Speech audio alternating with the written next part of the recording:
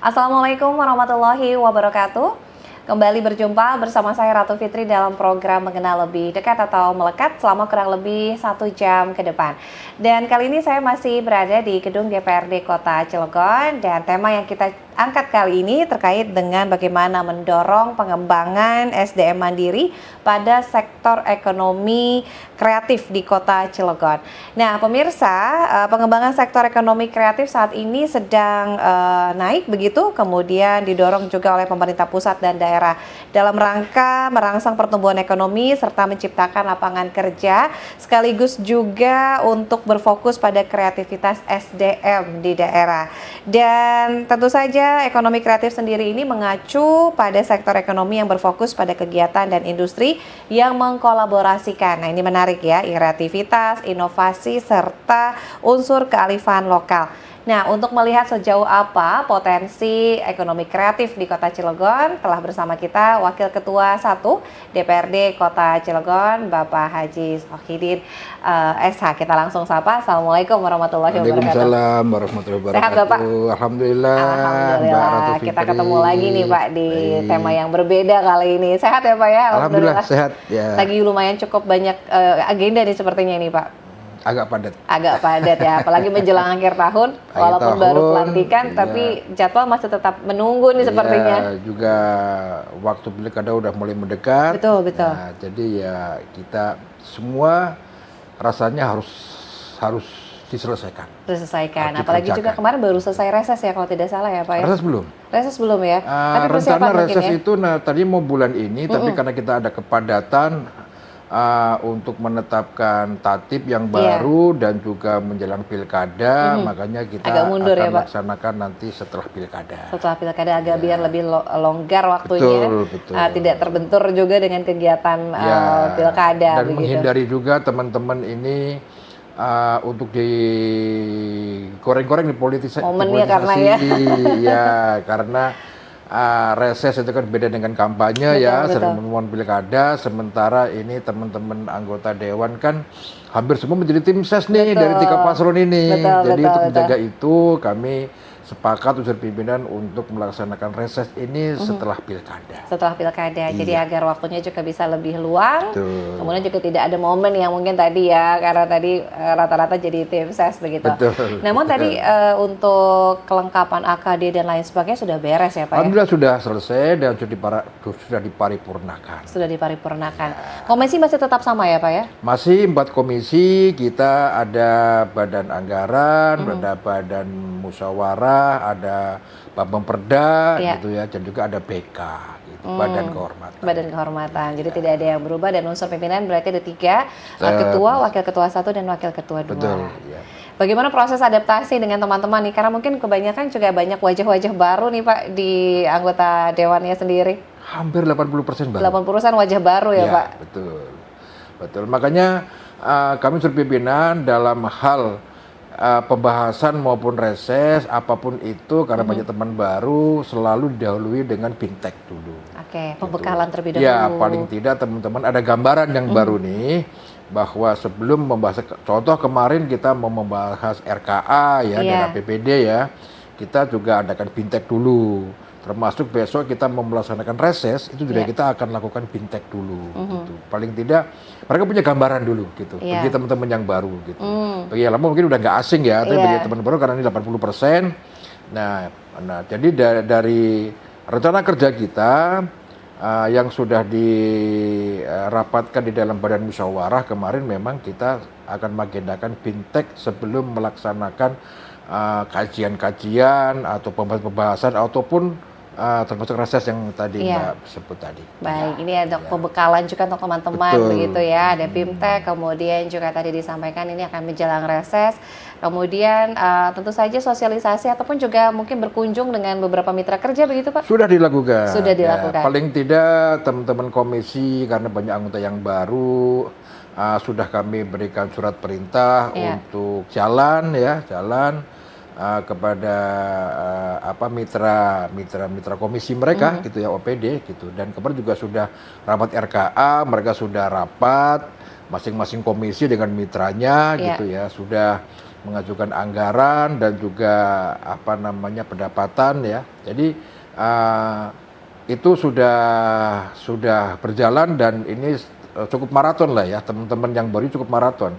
Jadi Fintech langsung besok praktek, Fintech langsung bentuk praktek gitu. Jadwal padat ya Pak ya, Betul, jadi kita langsung betul. pelaksanaan Ya. juga, tapi mudah-mudahan bisa cepat beradaptasi Ya, karena program kerja biasanya juga sangat tersorot begitu ya Pak ya. Betul. Alhamdulillah ini sudah mulai berjalan nih dalam Sudah berjalan. kemarin setelah pelatihan kemudian pembentukan AKD Dan AKD pada pelantikan terus penetapan pimpinan definitif. Terus langsung pembentukan AKD. Iya. Sudah lengkap semuanya nih Sudah, Pak ya? Sudah lengkap. Nah dalam waktu dekat juga pasti akan ada agenda sidang dan lain sebagainya begitu ya Pak? Iya, setelah RKA ini kan kita ada rapat gabungan. Setelah itu kita paripurna pengesahan APBD untuk 2025. 2025, Iya. karena sisa 2 bulan lagi nih sudah Betul. menjelang 2025. Ini terkait dengan anggaran ya, karena memang salah satu fungsi dari DPRD selain pengawasan, legislasi, kemudian juga anggaran. Betul. Ada yang berbeda kah Pak? Apa memang melanjutkan saja begitu? Melanjutkan. Melanjutkan. Ya, karena kan kita sudah ada RPJMD ya yang Betul. harus diselesaikan ya. Jadi kita dari itu SMPJB terus KPPAS, kemudian pembahasan RKA, rapat gabungan selanjutnya untuk untuk pengesahan APBD. Oke, ini tinggal melanjutkan saja. Tapi Iya. fokus masih di sektor apa saja nih yang mungkin di Kota Cilegon sendiri? Seperti amanah dari RPJMD yang pasti ada infrastruktur yang harus kita selesaikan, ada juga IPM, indeks pembangunan manusia, contoh dalam pembangunan juga peningkatan untuk kreativitas ekonomi kreativitas dan yang pasti adalah mengurangi pengangguran. Itu yang menjadi hal yang sangat sensi ya di sini ya gitu, dan itu sebagai skala prioritas kita. Baik, ini fokus utama ya di anggaran 2025. Sebelum kita masuk ke tema terkait dengan ekonomi kreatif dan juga peluangnya di Kota Cilegon. Nah, ini kita ingin tahu dulu kalau minggu kemarin atau mungkin beberapa waktu yang lalu kita ini ngobrolin soal profilnya Pak Wakil. Nah, ini kalau kita ngobrol terkait dengan kunjungan masyarakat begitu ya, bukan hanya reses tapi mungkin rumah Pak Wakil nih setiap waktu ada saja mungkin yang datang begitu ya, entah itu masyarakat, tamu dan lain sebagainya. Biasanya apa sih Pak yang menjadi aspirasi dari masyarakat terutama? Namanya jadi anggota dewan itu ya sudah siap kita begitu pagi bangun tidur buka pintu udah ada tamu. Ya, itu udah pasti ya gitu. Yang datang macam-macam, gitu, macam-macam. Ya, dari mulai hal ekonomi, hal pekerjaan, pengangguran, hal anak sekolah, juga kesehatan, ya macam-macam. Karena memang kita ini penampung aspirasi masyarakat ya. Betul, gitu. Jadi tidak hanya satu hal saja, semua gitu. Yang kesehatan lah, masalah sakit lah, yang terus anak sekolah, terus belum kerja, ya gitu ya. Ya terutama juga peluang-peluang usaha mereka juga tanyakan dan peluang-peluang pekerjaan mereka tanyakan gitu. Artinya ini 24 jam dalam 7 hari ini terbuka selalu ya Pak ya pintunya ya. Betul. Dan ini memang sebagai perpanjangan tangan dari masyarakat rakyat istilahnya begitu itu ya. Bukan beban tapi itu komitmen kita gitu. Ketika kita memang sudah niat untuk menjadi anggota DPRD berarti harus siap melayani masyarakat karena ini adalah wakil dari masyarakat. Betul. Nah, ini bagaimana memberikan jawaban ya terhadap masyarakat yang mungkin juga membutuhkan solusi bagaimana nanti mungkin jangka pendek dan jangka panjang begitu terkait dengan persoalan yang disampaikan begitu. Betul, jawaban dan solusi gitu. Enggak cuma jawaban doang, jawaban dan solusi. Iya, harus itu gitu. Baik solusi jangka pendek maupun solusi jangka panjang itu harus kita sikapi semua ya gitu. Solusi jangka pendek contoh misalnya hari ini yang datang nggak punya beras ya kita harus memberikan solusi, memberikan beras yang dibutuhkan misalnya kan. Misalnya yang datang lain lagi misalnya hari ini datang anaknya sudah tidak ada ongkos untuk berangkat sekolah, solusi jangka pendek itu dulu, tapi paling tidak kita akan mencarikan solusi apakah dengan nanti kita mungkin mengusulkan dan mendorong ke pemerintah untuk membuat apa namanya sarana transportasi anak sekolah gratis Ya. atau semacamnya itulah gitu. Jadi ada jangka pendeknya, kemudian jangka panjangnya apa? Betul. Karena kalau jangka pendek saja kan pasti akan Tidak akan tidak akan selesai gitu ya. selesai. Betul, gitu. betul. Jadi solusi masa panjangnya begitu ya, Betul. seperti apa? Jadi mungkin apakah program UMKM-nya dan lain sebagainya. betul. Ini berarti dapil berapa kemarin, Pak? Dapil 3. Dapil 3. Citangkil Ciwandan. Citangkil Ciwandan. Wah, ini luar biasa nih. Jadi artinya untuk membagi waktunya sendiri antara keluarga dan juga masyarakat seperti apa nih, Pak Dewan? Seketemunya.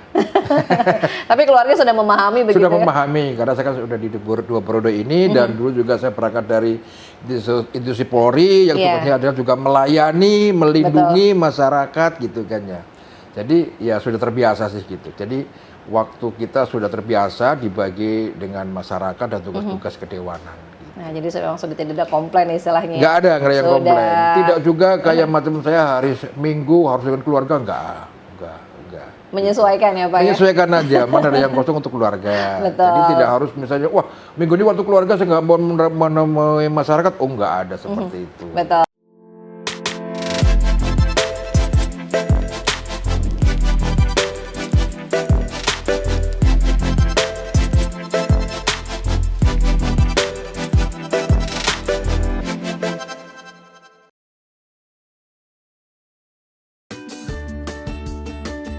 I want you to try it and identify which one is the subject, which one is the verb, and which one is the object in the sentence. Okay? Are you ready?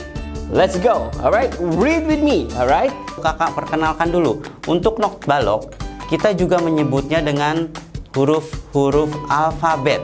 The next one, still no, but with different subjects. Posisi Indonesia sangat jelas dan tegas, mengutuk keras serangan acak terhadap masyarakat sipil dan fasilitas sipil di Gaza. Penyegelan lahan reklamasi seluas 0,4 hektar di Batu Putih, Desa Teluk, Kabupaten Lingga, Kepulauan Riau dilakukan. Alun-alun Pati terlihat cantik dengan bunga tabebuya yang berwarna-warni. Ada yang berwarna merah, pink, putih, dan kuning. Di bawah pohon tampak bunga tabebuya yang rontok semakin menambah suasana seperti di Jepang. Beginilah patung sang proklamator Bung Karno, Presiden pertama Soekarno yang sudah berdiri tegak dan baru selesai pembuatannya. Patung tersebut berdiri tegak menjulang tinggi di halaman kantor Desa Jatiraga, Kecamatan Jati 7, Kabupaten Majalengka, Jawa Barat. Halo pemirsa, selamat siang. Halo Indonesia kembali menemani siang hari Anda. Saya Nina Rostiana.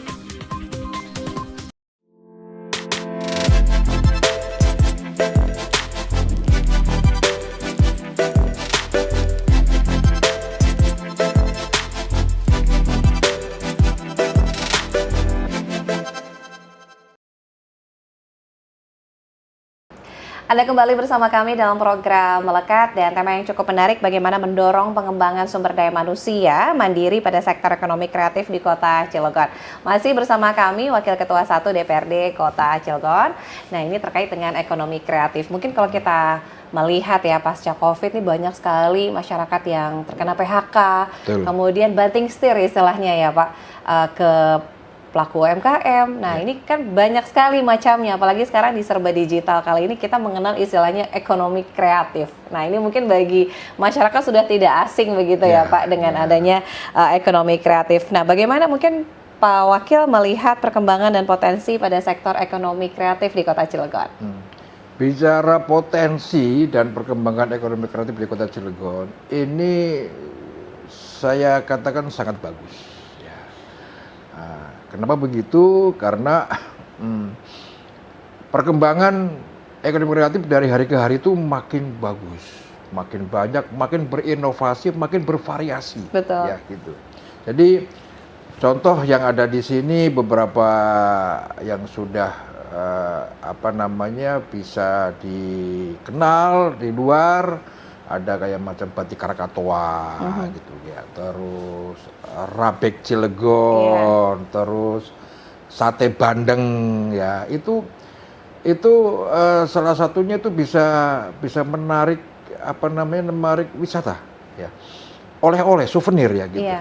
Jadi beberapa teman-teman kunjungan yang ke Cilegon nih dari DPRD kota lain nih, kayak macam terutama dari luar Jawa ya, yang berkunjung ke sini, mengadakan kunjungan kerja, ya selalu kami ajak untuk belanja ke UMKM kita. Gitu, Iya, Mbak, ya. gitu. Jadi punya peluang yang cukup besar. Betul, betul. Apalagi tadi sektornya banyak, beragam dan bervariasi. Betul, betul. Tinggal bagaimana masyarakat menggali sektor tadi begitu Iya, ya. iya, betul. Nah, ini juga termasuk salah satunya untuk menekan angka pengangguran ya Pak Iya, Wakil ya. iya. Ini untuk menekan angka pengangguran dan juga ini untuk mengenalkan. Jadi mengenalkan bahwa kita itu punya budaya lokal. Iya. Gitu ya, budaya lokal. Seperti kayak macam batik Krakatau itu hanya ada di Cilegon. Betul, khas ya Pak. Rapik Cilegon hanya ada di Cilegon. Sate Padang hanya di Cilegon. Betul. Nah, ini kalau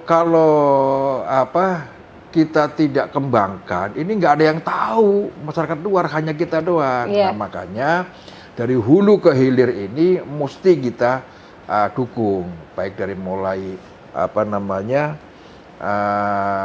bahan baku, terus produksi, pengemasan, termasuk ke pemasaran. Betul. Jadi ini bisa digali terus potensinya Iya. yang ada, tinggal disesuaikan dengan passionnya begitu ya. Betul, iya. Lebih cenderung kemana? Ke kuliner kah atau Iya. ke kerajinan tangan Iya. tadi? Bahkan juga ekonomi kreatif ini menyasar juga dunia digital katanya Pak. Betul, Banyak iya. konten-konten kreator baru. Nah ini juga masuk ke dalam sektor Masuk, ekonomi dan kreatif. itu juga membantu pemasaran loh, Betul. membantu market juga. Betul, Bagus. betul. Karena dia menjajakan Iya, gitu ya, dan jasa. Betul. mengenalkan bahwa di Cilegon ada loh ini. Iya. gitu. Jadi ada produk, ada jasa juga Betul, ya, betul. Pak Wakil. Nah, bagaimana mungkin di Kota Cilegon sendiri, sektor ekonomi kreatif ini juga berkontribusi terhadap ekonomi di Kota Cilegon? Sudah mulai terasa kah Pak Wakil? Terasa, sangat terasa. Yang pertama adalah yang tadi Mbak katakan adalah pengangguran. Iya. Ya. Dengan banyaknya ekonomi kreatif di Kota Cilegon ini sudah sangat membantu.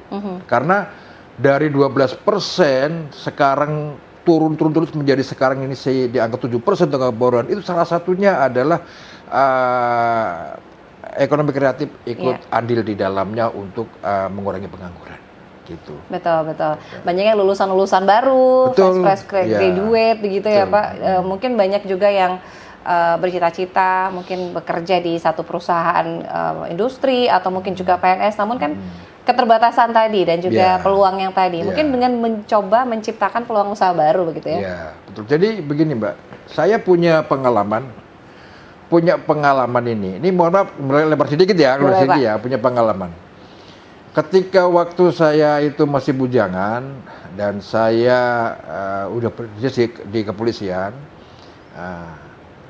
ini gaji polisi ini standar seluruh Indonesia. Iya. Ya. Mungkin untuk hidup di Pulau Jawa, Jawa Tengah, atau mungkin di daerah-daerah itu mungkin masih cukup. Tapi Iya. Cilegon tidak waktu itu. Tidak. Tahun 91 sampai tahun 98 ya, itu nggak cukup. Padahal masih sendiri ya tuh ya Pak? Sendiri bujangan, itu nggak cukup. Benar-benar nggak cukup. Nah, akhirnya saya terinspirasi waktu itu untuk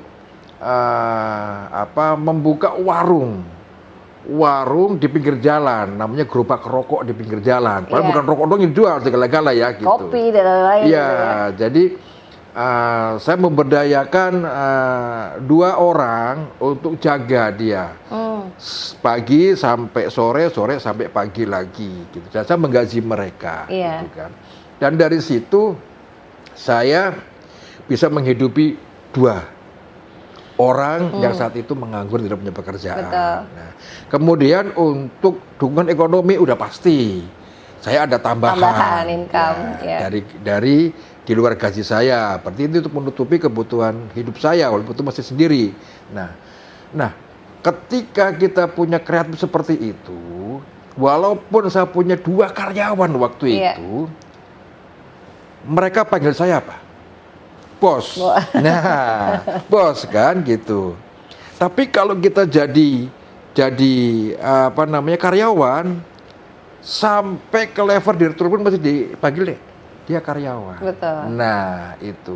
Nah, itu salah satu yang inspirasi saya. Kenapa hari ini saya selalu mengedukasi kepada anak-anak kita, kepada adik-adik kita yang lulusan sekolah.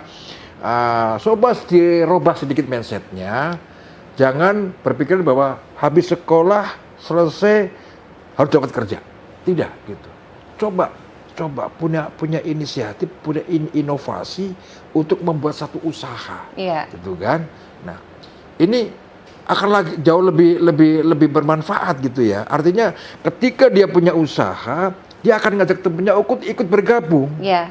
Berarti kan dia mengatasi juga pengangguran. Nah, itu.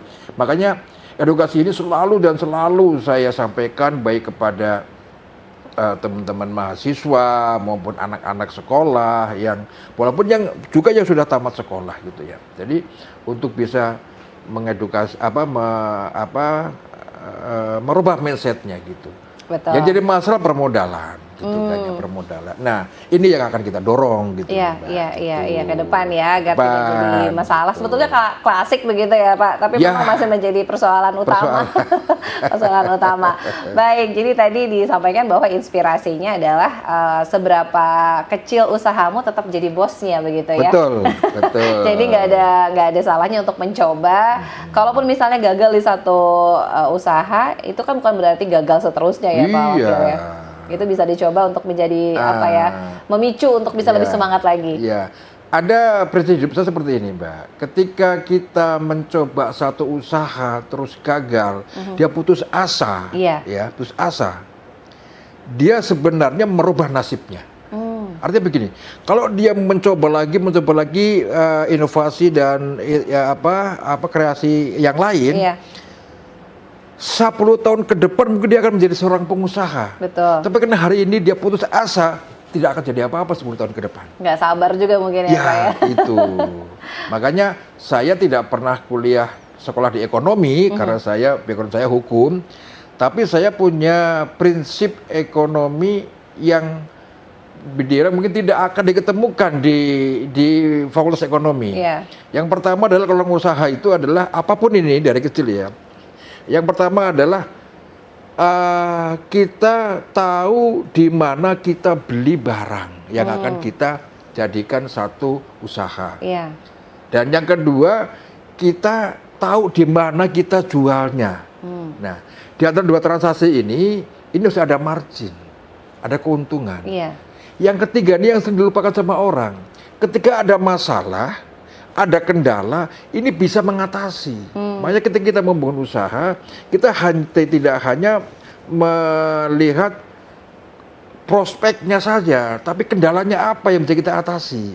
Nah, kalau ini yang banyak ini, ketika usaha ini jalan dan ada kendala, udah putus asa. Nggak lanjut lagi. Nggak lanjut gitu. Nah, 3 ini aja menurut saya yang menjadi bagi saya ini ya menjadi rumus untuk usaha gitu. Nah. Apapun itu. Contoh nih Mbak, misalnya tukang sayuran ya, hari itu dia tahu di mana jualnya, belinya, tahu di mana jualnya, dan di mutasi itu dia ada keuntungan. Ketika sore ini nggak habis, atau mungkin karena hujan gede, ini akan busuk sampai besok. Iya. Nah, kendala apa nih yang harus bisa dia atasi? Mungkin dia harus punya freezer agar tetap seger besok bisa dijual lagi. Nah, kendala-kendala itu kadang-kadang tidak dipikirkan oleh para pelaku-pelaku usaha gitu. Yang harusnya 10 tahun lagi dia jadi pengusaha, akhirnya terhenti di situ hari ini. Itu. Setuju ya. Jadi selain membuka peluang usaha, kemudian melihat dulu potensi pasar yang ada, kemudian dilihat juga, ditelah juga, disurvei juga mungkin kendala-kendala yang bisa jadi menjadi kemungkinan terjadi. Karena tidak ada usahanya, tidak ada kendala. Semua ada kendala. Semuanya ada tantangannya. Dan itu harus diantisipasi. Kalau saya kendala begini, cara mengatasinya seperti ini. Seperti apa? Gitu. Nah, baik, ini menarik sekali. Nanti dilanjutkan lagi di segmen berikutnya, Pak Wakil. Tetap bersama kami dalam program Melekat.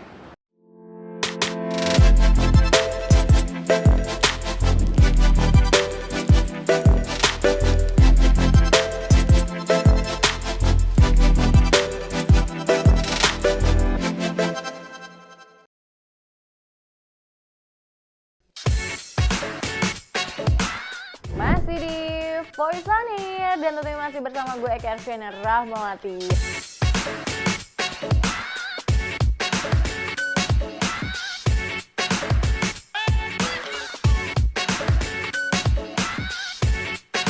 Jadi kalau kalian gak nontonin Voice on Air, dijamin bakalan rugi banget dan kayaknya bakalan nyesel banget 7 turunan sama 7 tanjakan ya guys ya. Kalian bolak-balik tuh ya nyeselnya ya. Kalian itu bisa menikmati lagu-lagu yang beragam. Apalagi special weekend di hari Minggu ini semua lagu ada di dalam satu hari ini. Wah, komplit banget kan?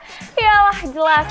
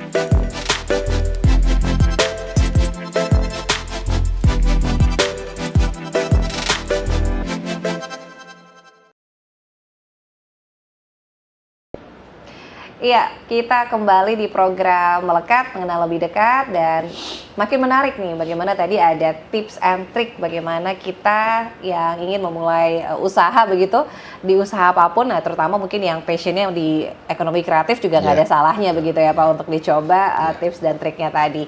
Kemudian kalau di Kota Cilegon sendiri melihat peluang yang ada, ekonomi kreatif ini bukan hanya di produk tapi juga melainkan di jasa ya Pak. Yang lebih menonjol mungkin ya menjadi salah satu inspirasi ataupun juga masukan. Sektor apa sih Pak yang mungkin juga menjadi peluang di Kota Cilegon dari ekonomi kreatif ini? Saya kira sih hampir semua bisa menunjang di sini ya. Seimbang ya Pak. Seimbang. Sektor jasa juga cukup bagus di sini kan karena memang Cilegon kan kota perdagangan dan jasa ya. Betul, jadi betul. antara produk produk ini kan berarti kan dagang nih, ya kan, jasa memang kita memang kota jasa ya. Iya. Jadi saya kira itu, cuma ada satu yang keinginan saya seperti ini peluang, tapi memang ini perlu tangan pemerintah. Ya. Begini Mbak, saya menemukan di sini bahwa ada beberapa produk yang diproduk UMKM yang ada di Cilegon ini. Itu bahan bakunya tidak didapatkan di Cilegon. Dari luar harus betul, masuk di luar Cilegon. Iya. Gitu. Contoh ada kayak macam snack, keripik segala macam itu kan kadang-kadang Cilegon bukan tidak ada, tapi tidak bisa memenuhi itu. Gitu. Dan ada juga beberapa produk UMKM yang lain ya gitu. Nah, tapi saya selama jadi anggota DPRD, saya pernah berkunjung ke beberapa daerah lain yang ada di Jawa Tengah terutama dan juga Jawa Timur. Contoh satu nih di Tegal, di Semarang, di Boyolali, di Surabaya ya. Saya kupas contoh satu Tegal. Saya pernah masuk ke industri lokal ya UMKM yang di Tegal ini. Di situ ada UMKM yang dari mulai membuat obat nyamuk, sampai yang UMKM yang bisa membuat satu produk mesin atau spare part ya itu, baik itu motor, mobil, alat berat ya ada di situ. Nah setelah saya banyak diskusi di situ. Saya tanyakan, ini bahan bakunya dari mana? Dia katakan dari Cilegon. Dari limbah Cilegon. Iya. Yang ada di industri Cilegon. Kawasan industri. Saya juga pernah ke Boyolali. Boyolali itu memang dekat dengan daerah wisata ya di situ, dan masih sangat kejawen ya di situ. Nah, di situ ada industri UMKM itu yang membuat kerajinan dari tembaga dan kuningan. Gitu. Nah, itu untuk wisata. Iya. Iya, untuk wisata. Dan juga kerajinan keris, ya, keris. Itu sudah sampai di ekspor internasional. Iya. Nah, saya tahu Boyolali ini bukan kota industri, kota pertanian. Dan tidak ada industri baja di situ. Iya. Setelah saya tanyakan, ini bahan bakunya dari mana, Pak? Dari Cilegon. Dari Cilegon juga. Nah, itu contoh aja ya, dan beberapa daerah lain masih banyak gitu. Artinya bahwa di Cilegon ini ada bahan baku ya dari industri. Iya. Gitu kan ya. Tapi di Cilegon sendiri di sini belum ada UMKM yang membuat dari bahan industri Cilegon. Ada baru dari bikin cangkul ya sama golok ya. Ada gitu. Dan itu juga belum skala besar ya gitu, skala besar gitu. Maksud saya, kalau ada tangan-tangan pemerintah ikut masuk ke dalam cara mendapatkan bahan baku limbah dari industri Cilegon ini, kemudian nanti kita adakan pelatihan masyarakat kita, anak-anak kita. Nah, kemudian nanti itu bisa menghasilkan satu produk, itu kan luar biasa. Betul. Bolehlah, nggak apa-apa kita mencontoh daerah lain yang sudah sekarang melakukan itu. Gitu. Dan mereka bukan daerah yang menghasilkan limbah apa yang menjadi bahan baku mereka. Adanya di sini, gitu loh. Nah, ya mungkin kalau harus membuat satu BUMN yang khusus mendapatkan limbah, ini mungkin regulasinya terlalu panjang ya. Tapi kan bisa kita menampung, membeli bahan limbah yang bisa diolah oleh masyarakat kita, gitu loh. Pelatihannya mudah, gitu. Artinya bisa dilakukan. Apakah mungkin dari anak-anak kita dikirim ke daerah yang sudah berproduksi? Apakah dari mentornya didatangkan ke sini? Nah, itu kan teknis saja ya. Tapi saya kira ini peluang yang sangat bagus, dan itu nilai ekonomisnya jauh lebih luar biasa. Karena pasarnya sudah ada ya. Pasarnya sudah ada, apalagi Cilegon ini adalah kota industri. Penunjang daripada industri adalah barang-barang yang memang memerlukan pengadaan spare part. Gitu kan, kayak macam alat berat, truk-truk besar gitu kan ya. Dan itu ada diproduksi oleh daerah lain yang bahan bakunya dari Cilegon. Dari Cilegon. Betul. Yang mungkin kita kira sebelumnya adalah limbah atau sampah yang tidak bisa dimanfaatkan. Limbah. Ternyata memang ada manfaat lain, ada yang bisa memanfaatkan, malah menjadi nilai ekonomi juga untuk kita. Ini mungkin bisa difungsikan ya, apalagi mungkin peran serta dari pemerintah juga sangat besar begitu ya, terkait dengan pelatihan dan juga informasi yang begitu ya, dengan studi banding yang dilakukan di beberapa daerah. Kemudian dengan adanya banyaknya warga dari luar Cilegon yang datang, bukan hanya dari tetangga daerah saja, tapi juga dari luar. Ini potensinya seperti apa? Karena banyak ekspatriat juga di kawasan industri yang memang banyak yang masuk ke kota Cilegon. Ini juga peluang juga nih, Pak. Ya, investasi yang masuk ke Cilegon tentu diikuti oleh ekspatriat ya. Artinya pengusaha yang memang menunjang untuk itu ya gitu. Tapi ya ini bisa berkolaborasi dengan kita sebenarnya. Tapi saya lebih menekankan kepada pengusaha-pengusaha lokal Cilegon ini yang bisa masuk ke industri Iya. gitu. Jadi mereka juga bisa mendapatkan pekerjaan dari industri yang ada di Cilegon ini. Tentu kalau orang kita, masyarakat kita, pengusaha kita yang dapat pekerjaan di industri di Cilegon ini tidak mungkin akan mengambil tenaga kerja dari luar Cilegon. Betul, Dan betul. ini salah satunya untuk mengurangi pengangguran. Gitu. Betul. Ini juga sangat terbuka ya bagi Iya. iklim investasi terutama. Nah, kemudian dengan adanya persaingan. Nah, ini juga menarik nih Pak. Seperti apa menyikapi persaingan yang kian kompetitif khususnya di sektor ekonomi kreatif. Nah, seperti apa sih yang harus dilakukan dan peran dari pemerintah untuk mendorong kemandirian SDM di Kota Cilegon? Ya. Yang pertama yang harus dilakukan adalah pelatihan. Keterampilan, berfokus kepada untuk meningkatkan kualitas dari pelaku UMKM. Iya. Nah, kemudian yang kedua tentunya ini dukungan untuk permodalan. Iya. Ya, permodalan. Ini juga harus kita dorong nih untuk menghadapi daya saing ya gitu ya.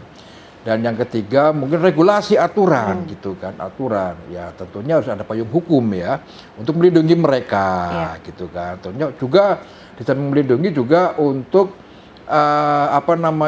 memberikan fasilitas kepada mereka dan juga untuk memberikan insentif barangkali ya kepada pelaku-pelaku UMKM ini gitu, Mbak. Nah, ini kalau berbicara terkait dengan permodalan, tentu saja juga harus bekerja sama dengan perbankan. Nah, sejauh ini seperti apa nih Pak? Mungkin bentuk koordinasi, kemudian juga kerjasama dengan pihak perbankan. Karena ada yang swasta, ada yang juga milik pemerintah, begitu ya? Iya. Kalau dari permodalan itu kita ada pembiayaan dari pemerintah yaitu PPRS di sini ya, dan kita sudah lakukan itu. Kita pinjaman tanpa bunga ya 1 sampai 3 juta per orang per UMKM, dan ini juga akan selalu meningkat nanti dengan tahapan-tahapan kelas mereka gitu kan ya. Betul. Di pemula segitu, mungkin nanti untuk pengembangan pasti kita akan tingkatkan lagi gitu. Dan juga untuk pelaku-pelaku UMKM yang berskala lebih besar, itu juga saya takut salah datanya, tapi kalau saya lihat itu ada sekitar 1.178 ya pelaku UMKM itu sudah sekitar 600-an miliar yang sudah kita dorong ya, artinya dengan pembiayaan mungkin melalui bank-bank konven atau bank-bank syariah di luar bank BUMN yang milik Kota Cilegon ya. Intinya di mana ada UMKM ingin maju, pasti kita akan dorong semua, baik itu dari mulai regulasi, terus payung hukumnya, terus permodalan, kita akan selalu dukung itu. Ya, jadi sudah ada nih program dan juga kolaborasi begitu Betul, ya antara betul. pemerintah daerah dengan pihak perbankan untuk permodalan. Iya. Nanti kita akan lanjutkan lagi Pak Wakil, kita masih memiliki satu segmen terakhir, untuk itu tetap bersama kami.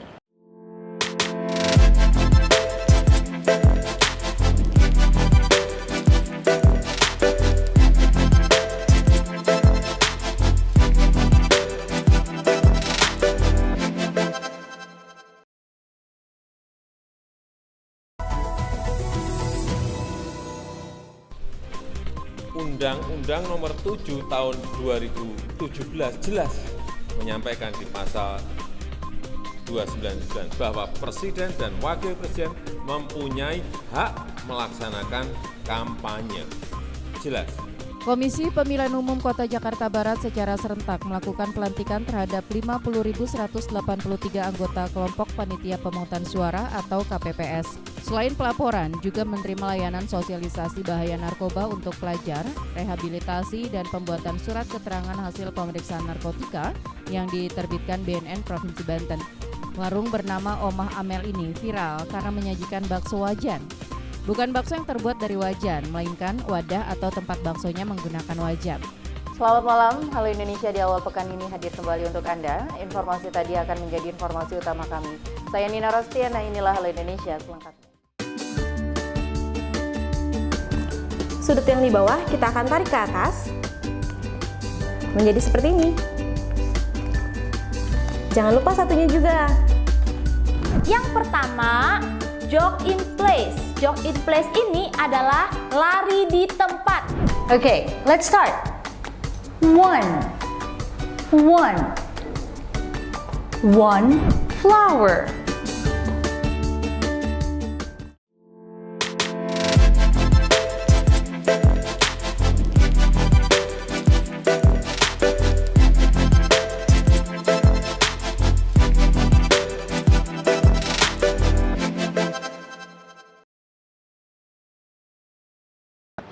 Ya, Anda masih bersama kami dalam program Melekat dan sudah masuk di segmen terakhir. Namun kita masih manfaatkan untuk ngobrol-ngobrol, bincang-bincang dengan Wakil Ketua 1 DPRD Kota Cilegon.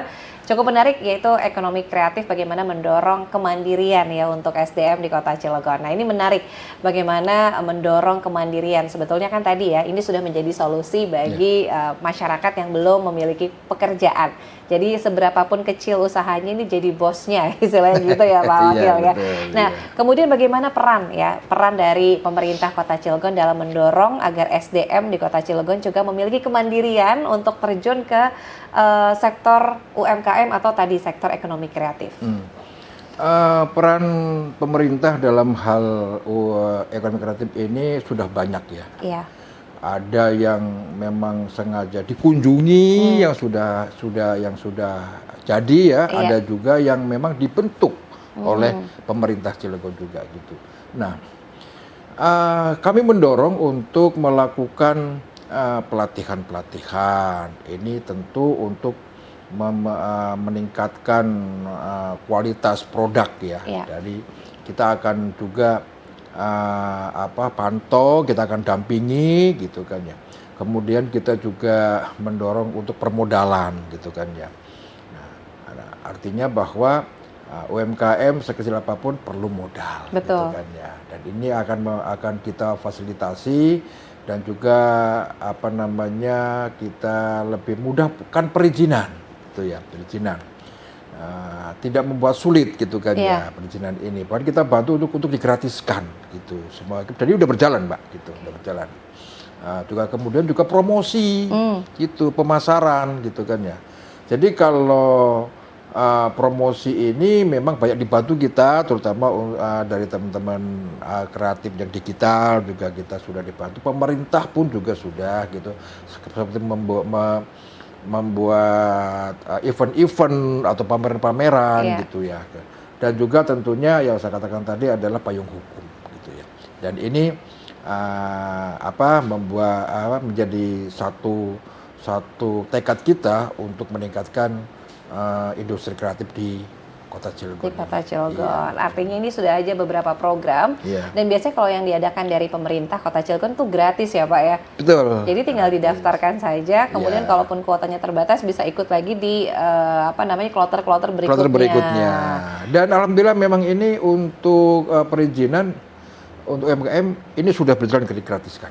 Digratiskan. Perizinan ya? Iya gitu ya. Nah ini tinggal kalaupun usahanya sama nggak masalah ya Pak ya? Nggak masalah gitu, nggak masalah gitu. Jadi kan tidak harus juga satu orang udah punya usaha ini terus orang lain nggak boleh juga, nggak bisa juga, nggak juga. Jadi bisa sama tapi dengan kemasan dan yang lain-lainnya juga mungkin bisa lebih menarik. Makanya kita dorong untuk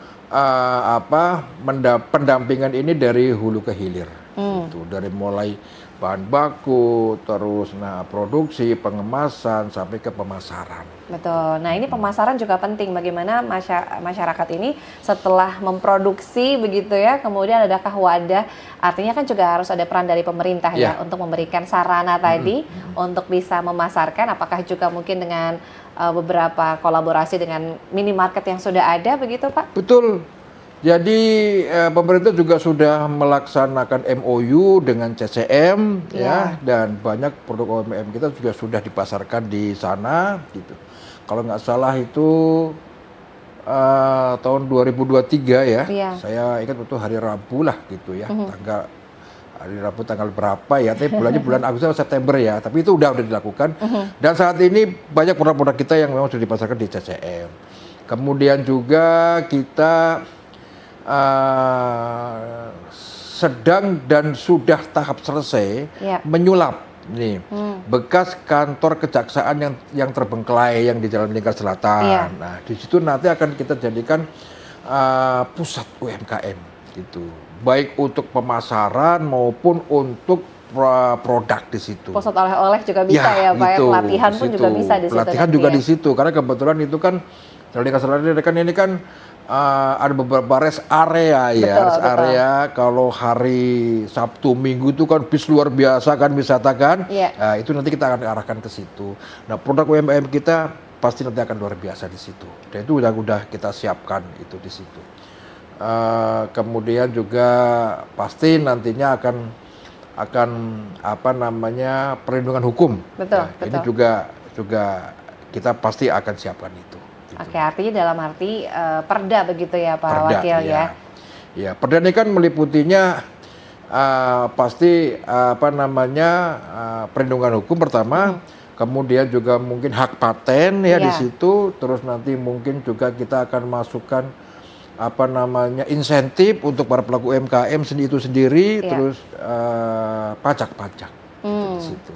Tertuang di dalam Iya, peraturan betul, daerah iya. tersebut ya. Betul. Dalam waktu dekat mungkin nanti akan dibahas begitu ya Pak Ya, Wakil ini mungkin nanti akan menjadi perda inisiatif, Perda gitu. Tapi inisiatif. sampai hari ini juga ini baru wacana ya. Tapi insya Allah itu akan apa seiring dengan perkembangan UMKM di Cilegon, kita pasti akan bikin itu, akan kita sahkan perda itu. Betul, ini sebagai Iya. payung hukum untuk para Betul. pelaku usaha Iya, kreatif betul. begitu ataupun juga UMKM di mana untuk bisa mendorong kemandirian pelaku Iya. usaha dengan Iya. adanya payung hukum tadi yang mudah-mudahan bisa lebih meningkat lagi ya produk-produk UMKM. Iya, Nah, ini termasuk juga diantaranya apakah juga sudah pernah ada aspirasi dari masyarakat terkait dengan usaha kreatif ekonomi nih Pak? Ada. Ada ya? Pasti yang pertama ada beberapa ya. Yang pertama aspirasi mereka adalah pelatihan, keterampilan, berfokus kepada UMKM ya gitu. Pertama itu, yang keduanya yang nggak pernah lepas dari mereka adalah permodalan. Masih sama ya, Pak ya? Permodalan, ya. Terus kemudian payung hukum tadi ya, terus kemudian juga pemasaran gitu loh, pemasaran gitu. Jadi mereka juga apa namanya agar dibantu untuk pemasarannya juga gitu. Jadi dari mulai ya saya katakan tadi dari mulai pelatihan, terus permodalan, pemasaran, payung hukum itu yang disampaikan Yang disampaikan kepada kami dari pelaku UMKM ini gitu. Dan Baik. ini kita laksanakan insya Allah semua. Baik, ini harus kerja bersama, artinya bukan Iya. hanya dari pemerintah daerah saja Iya, begitu ya betul. Pak Wakil, tapi juga bagaimana masyarakatnya pun juga Iya. punya semangat ya, Iya, punya apa namanya keinginan untuk bisa bangkit begitu. Apalagi tadi ya ada pelatihan-pelatihan yang sudah gratis begitu, bagaimana Iya, tinggal gratis. memanfaatkannya Gratis, saja. tidak ada yang berbayar, gratis. Nah, apalagi tadi mungkin juga menjadi salah satu pembeli pun melihat oh ada label MUI-nya atau enggak label halal itu Ya. juga sama termasuk Ya. begitu ya dibantu Ya, juga ya. dari Ya, itu pemerintah. salah satu perda kita juga nanti akan ke situ legal. Legalitasnya Legal, tadi. ya. Nah, bagaimana persaingannya saja begitu nanti untuk masyarakat bisa membaca peluang khususnya di ekonomi kreatif. Nah, ini banyak sekali peluang-peluang yang bisa dimanfaatkan. Pangsa pasarnya sudah ada. Mau internal Kota Cilegon bisa atau mungkin bisa ke nasional juga. Bisa Pak ke Wakil. nasional, mudah-mudahan bisa ke internasional. Internasional bahkan Gitu. ya, tinggal dipilih nih mau produk jasa ataupun juga tadi ya perdagangan ya. Iya, iya. Kuliner terutama yang kayaknya nggak akan pernah habis-habisnya nih Pak ya. Ya, ya. Atau oleh-oleh juga bisa menjadi Oleh-oleh, salah satu iya. peluang Souvenir ya, souvenir. souvenir, ya. Batik sudah ada atau mungkin mau menjual atau misalkan mempromosikan juga bisa ya Pak Wakil Iya, ya. betul. Ini punya peluang yang sama, tinggal ngambil Ya, barangnya aja ya, itu juga salah satu makanya nanti termasuk. dengan adanya pusat UMKM yang ada di Lingkar Selatan nanti Iya. itu dampaknya akan luar biasa. Apalagi ini sentra lewat ini Iya, sentral sekarang ini kan wisata. ratusan bis tuh satu hari Sabtu Betul. Minggu itu, iya kan? Bisa dimanfaatkan nanti Iya, menjadi mungkin peluang nanti ekonomi. yang perlu kita harus siapkan adalah lahan parkir Lahan barangkali parkir ya agar bisa lebih nyaman sarana Betul. prasarana pendukung. Betul, Baik, iya. ini nggak kerasa nih Pak Wakil sudah di penghujung acara. Ada pesan mungkin yang ingin disampaikan agar masyarakat juga lebih melatih kemandirian dari sektor ekonomi kreatif. Silakan Pak. Baik, terima kasih. Yang pertama saya mengajak kepada para lulusan baik sekolah menengah maupun dari perguruan tinggi, saya mengajak untuk merubah mindset teman-teman semua, anak-anakku semua, untuk tidak selalu begitu lulus sekolah harus dapat pekerjaan gitu ya. Artinya berinovasi, berkreatif, punya kreasi untuk bisa membuat satu terobosan usaha gitu. Nah, ini akan membuat satu orang yang punya terobosan itu akan mengajak teman-temannya untuk keluar dari pengangguran. Nah, kemudian ekonomi kreatif UMKM itu berpeluang sangat bagus di Cilegon ini. Karena apa? Karena pemerintah dan kami itu sangat mendukung ini gitu kan. Artinya bahwa ini teman-teman harus bisa memanfaatkan peluang ini gitu kan. Nah, oleh karena itu nanti untuk kolaborasi antara masyarakat, pemerintah, dan juga industri ini akan kita bangun untuk meningkatkan UMKM yang ada di Cilegon. Saya kira itu, terima kasih. Amin, amin, amin. Mudah-mudahan semakin maju untuk pertumbuhan ekonomi, salah satunya dari sektor ekonomi kreatif. Sekali lagi terima kasih banyak Terima Pak kasih. Wakil Ketua 1 DPRD Kota Cilegon. Nanti insya Allah kita ketemu lagi di lain kesempatan. Sehat selalu Pak, lancar setiap aktivitas. Terima kasih, terima Alhamdulillah. kasih. Dan pemirsa, program Melekat tuntas sudah. Kebersamaan kita dalam episode kali ini yaitu mendorong kemandirian SDM masyarakat Kota Cilegon di sektor ekonomi kreatif. Ya, kita ketemu lagi di lain kesempatan. Saya Ratu Fitri pamit. Wassalamualaikum warahmatullahi wabarakatuh. Waalaikumsalam. Terima kasih Bapak.